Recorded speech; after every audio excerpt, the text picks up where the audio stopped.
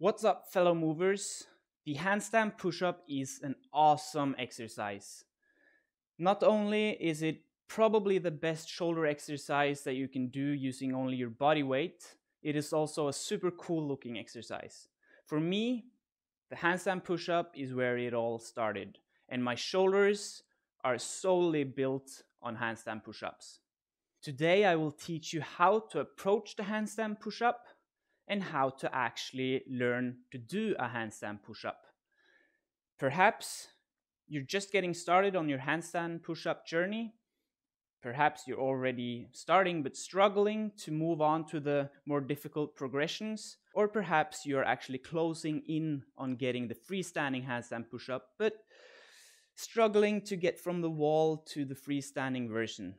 Then this guide is for you. Not only is the handstand push-up an awesome exercise by itself, it also paves the way to a bunch of super awesome, cool moves that you can do once you're comfortable doing regular handstand push-ups. Examples are the 90-degree push-ups, handstand clap push-ups. You can do different variation with your grips, have close grip, wide grip. You can do deep handstand push-ups. You can do handstand push-ups in rings. You can do hollow back handstand push-ups. There are so many different variations, all starting with the regular handstand push-up. So let's get started. You should be able to do quite a few push-ups. Let's say 15-20 push-ups, and you should be comfortable doing dips. That being said, there's no limits. You could start at any point, but there is no point starting if you can't do push-ups, because that's where it all starts, building our way up to the handstand push-up from the push-up. If it wasn't obvious already, in order to do a freestanding handstand push-up, you need to be able to do a handstand. So start learning a handstand straight away. You don't want to be put in the position where you attain the strength needed to do a handstand push-up, but then you need months in order to get your handstand on. The most common way of approaching the handstand push-up is by doing pike push-ups, working your ways toward the wall-assisted handstand push-up. A pike push-up is sort of like a regular push-ups, only with a pike in your hip. So you're getting your ass up, and the further up your legs are, the more weight is put on your shoulders and the more difficult it becomes. Now there's a couple of technical points to the pike push-up, which is also applicable to any kind of handstand push-up variation. It is the headstand position. You want to get down with your head in front of your hands in order to end up in a balanced position, in the bottom position. Another point is that this will also force you to take your elbows in, or to twist your elbows in and not flare them out. That's a very common mistake that people do. They flare their elbows out and their head goes down in between their hands. Now this is not good in a number of ways. One of them is that it's not good for your shoulders, because you put them in a position they shouldn't be in when exerting a lot of strength. In addition to this, it's impossible to balance the bottom position of this. Another key point of the pike push-up is don't care about your legs if they're bending. A lot of people aren't flexible enough in order to do a pike push-up with straight legs. The most important thing in a pike push-ups is getting your ass up over your shoulders. It is not having straight legs and looking pretty while doing it. When learning to do handstand push-ups, it is sometimes very difficult to move from one progression to the next. For example, moving from pike push-up to wall-assisted handstand push-ups, or from a wall-assisted handstand push-up to a freestanding handstand push-up. So now I'll give you guys some secret exercises or progressions that you can use to sort of fill this gap in between these progressions.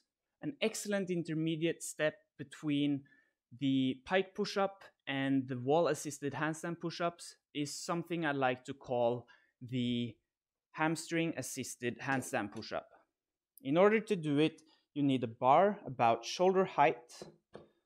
It can be a bit lower or a bit higher. You kick up to a handstand against the bar and put your heels or your Achilles onto the bar and then you do handstand push-ups, down to triangle of support and up again, while squeezing your heels down to the bar and using your hamstring to support. So you're basically deloading the handstand push-up motion by using your hamstrings to assist. Two more intermediate steps between the pike and the wall-assisted handstand push-up is the baby handstand push-up. Looks like this. So it's basically a wall-supported handstand push-up, only you're tucking your knees in. It makes it a bit more easy. And the next one is back to wall handstand push-up. So in this one, I like to bend the knees and straighten them when I'm going down. The next secret progression will be applicable to all levels. So it's a technique you can use whenever you have stagnation, which means you're struggling to move on to the next progressions. So this you can use for any progression, okay? And it's about going deeper. By going deeper in all of the progressions, you will prolong the ROM, or the range of motion, which means the exercise will get more difficult. Getting a longer range of motion is also a very efficient way of getting stronger. So whenever you stagnate, instead of trying to move further on the progression ladder, try to use the same progression, but going a bit deeper. And obviously, the deeper you go, the more difficult it gets. So I strongly recommend applying this technique to some of your progressions or at some point along your journey. Another great exercise for those struggling with getting from the wall-assisted handstand push-up to the freestanding handstand push-up is the bent arm press to handstand. You start from sort of a crow position and then you press yourself up to a handstand with bent arms. This will focus on learning how to balance the handstand push-up position through the whole range of motion, and it's perfect if you are struggling with keeping balance in your bottom position. Now, a lot of people are talking about facing the wall or back against the wall when you're doing handstand push-up. And a lot of people say that the only way is facing the wall. And I strongly disagree. I think you should do both. Back against the wall can be a bit easier, so it's nice to start with. And if you bend your legs 90 degrees like I do, you won't get a strong arch in your back, like a lot of people try to avoid. In addition to this, when you're doing handstand push-ups facing the wall, you will lean a lot of weight from your feet onto the wall. So when you're doing the handstand push-up, you're putting a lot of weight to the wall and you're relying on a wall that supports your feet from this direction.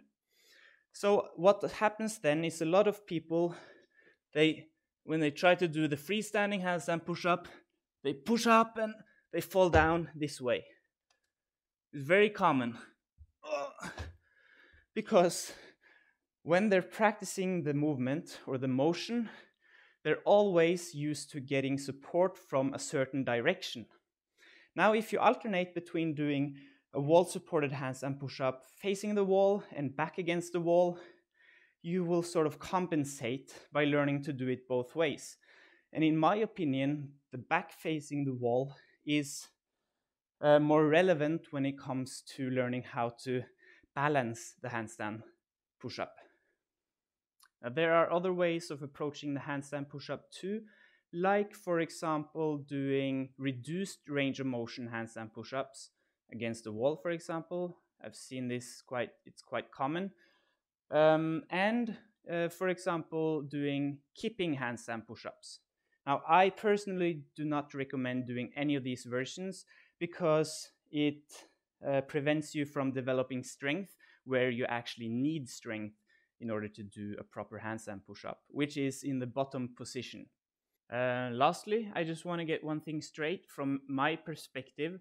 All the cool kids are preaching perfect form, do everything in good form. Everything should be about form. and I say fuck it. Do it however you want. I mean, there's no point in trying to learn an exercise perfectly the first time you do it. First, you need to actually do it, and then you can perfect the form. I totally agree that at some point you should want to move on to doing the handstand push-up in a perfect form, but in the beginning, start by learning how to do it. When I started doing handstand push-ups, they looked like this, more or less.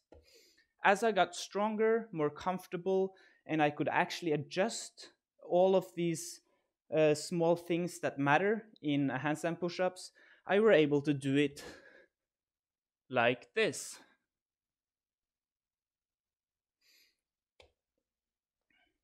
But if you think for a second that your first handstand push-up will look like that, you're in for a long journey. So don't care too much about the form, at least not just yet. Once you're comfortable doing handstand push-ups, freestanding, you can do several handstand push-ups, then you can start to fix your form. It's easier to fix it after than trying to learn it perfectly from the beginning.